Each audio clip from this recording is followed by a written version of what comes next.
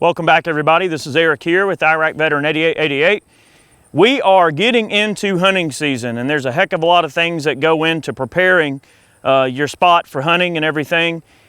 With our particular situation we're working with now, I've got a two-person climber I picked up through Sportsman's Guide, and we had to get this stand in, so I figured I would discuss a little bit briefly about how you want to locate a deer stand, okay? There's a lot of things to consider. You know, you don't just go out in the middle of the woods and put up a stand.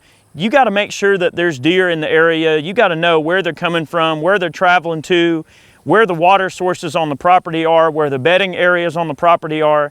And I'm going to discuss some ways that you can help locate your deer stand in a location that'll really help you a lot. So one thing to consider primarily is the direction that the sun rises and sets, okay? I always like to keep my deer stands with the sun either rising or setting to my left and right, okay?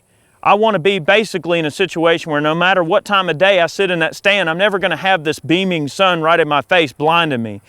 Animals tend to want to keep the sun to their back, okay, because it makes it where the predators have a lot of harder time seeing them, right? So you always want the sun to your back because you're harder to see. So by making sure that your stand is located preferably in an area where the sun is rising and setting to your left and right, and is relatively overhead and it's never behind you or in front of you, you're ensuring that you're never going to be blinded by the position of the sun throughout the day during your hunt. So no matter when you want to sit in that stand, you know that the sun's never going to be blinding the crap out of you. One thing to consider too is wind direction, like where prevailing winds typically come from in the area that you're going to set your stand up, all right? Winds change direction, but it's good to have a stand location that allows you to approach the stand from different directions depending on which way the wind is blowing. Because if you get busted getting into the stand that morning, it's not going to matter. If they sniff you out, if they smell you, that's it, you're busted. Especially a big mature buck. If he smells you, it's game over. Before you're ever in the stand, he might have left the area and you didn't even know it, and you'll sit there all morning and not see that big buck because he smelled you on the way in. So you always want to use like a wind sniffer bottle and see where that wind is coming from and try to keep that wind in your face. You don't want the wind to your back blowing your scent into where you're walking into, but always position your stand where it doesn't matter which way the sun is rising and setting, and it doesn't matter which way the wind is blowing. You want to be able to approach your stand from a variety of different directions depending on the direction of the wind. All right, so a third thing to consider is location. Location's a big thing. So once you've considered which way the sun rises and sets, which direction your wind's blowing, and if you can get into the stand from a couple of different directions, then you want to consider, okay, based on those things, all right, good location, right? You want to choose an area where the deer feel secure, maybe an area that they travel through often. You know, it may be a popular game trail that they're going in between the feeding areas and the bedding areas. Okay, so actually, what's funny is this area that we're about to put this deer stand up on this tree back here. This is actually the pistol range where we film all the Iraq Veteran videos. So literally, John's not even 30 feet from me, and the gongs are right here. So we are on the pistol range. But the funny thing is, in the evenings especially, now in the mornings when we're coming in, if we're coming in to film, we'll come pulling into this field and we'll spook 2 or 3 deer out of this bottom. And there's a wooded area, basically a large wooded property that's just right here behind the pistol range, okay? So I've got this open field right here.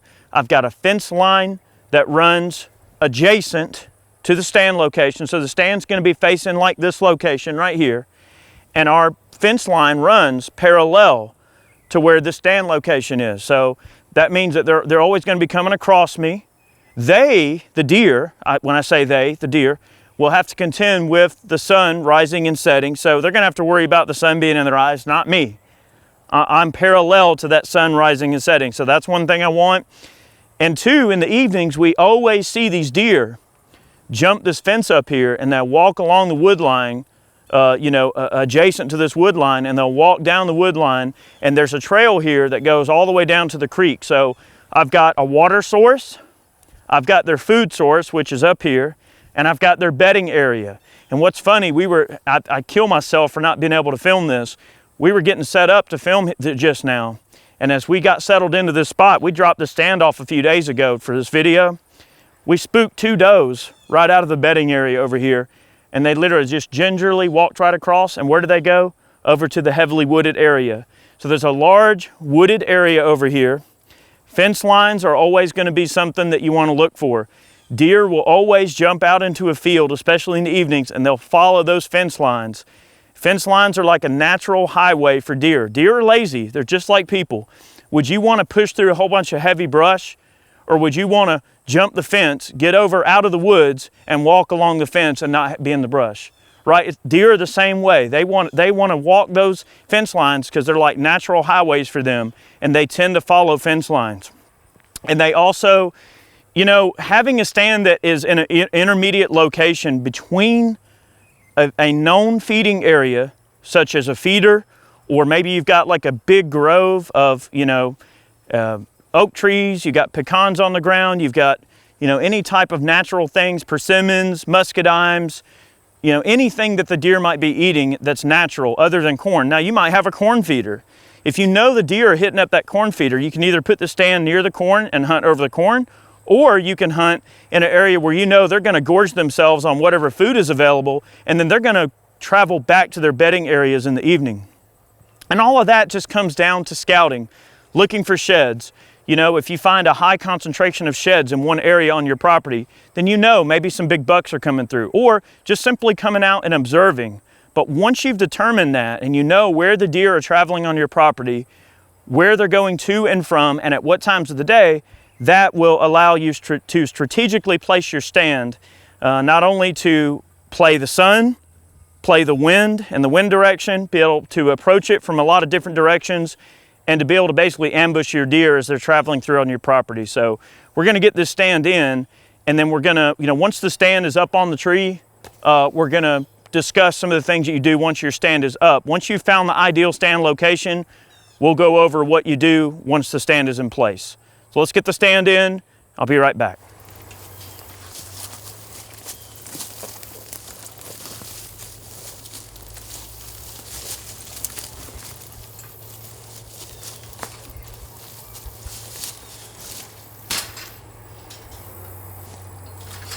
Actually, it's a pretty good spot right there. There we go.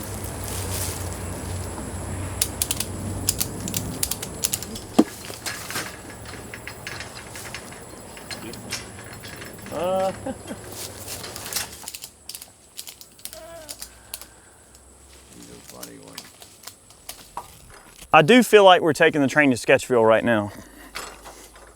All right, let me continue my deer stand video. Man, that's actually, so it's pretty comfortable. So a couple of things that you really want to look at once you get into your deer stand. You want to look for any branches that might be in your way to obstruct your shooting view. We got a few right here. And there's probably a few limbs over towards the pistol range that are in the way. There's a few small saplings in the way, but once the leaves are off the trees in the wintertime, I don't think it's really going to be that big of a deal. We do have some young growth pine saplings over here to our right, which is where we spooked those does out of earlier. They were probably laying over here in the shade, relaxing, and then they ran this way. This is a good spot. Once the leaves are off the trees, to my left here, I have a creek bed behind me that runs down to a larger creek bed down here, this direction, not too far.